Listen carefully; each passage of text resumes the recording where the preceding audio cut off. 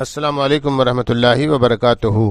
معروف عالم دین مولانا جلیل احسن ندوی رحمہ اللہ کی مشہور و معروف کتاب سفینہ نجات کے باب مسلمان کا حق مسلمان پر کے ذیلی عنوان اپنے بھائی کے ہاتھ کوئی چیز بیچو تو عیب بتا کر بیچو، حدیث نمبر 146 پیش کرنے کی سعادت حاصل کرتا ہوں۔ بسم اللہ الرحمن الرحیم۔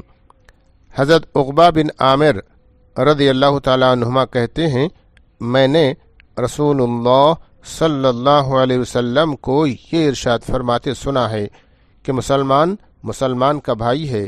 جو مسلمان کسی مسلمان کے ہاتھ کوئی چیز بیچے اور وہ عیب دار ہو تو عیب کو صاف صاف اس کے سامنے رکھ دے۔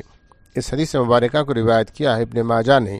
مولانا جلیل احسن ندوی رحمہ اللہ اس حدیث مبارکہ کی مختصر تشریح کرتے ہوئے لکھتے ہیں کہ تاجر کو خریدار کے سامنے عیب بیان کرنا لازم ہے، خریدار مسلمان ہو یا غیر مسلم، جیسا کہ آئندہ ایک حدیث میں آتا ہے۔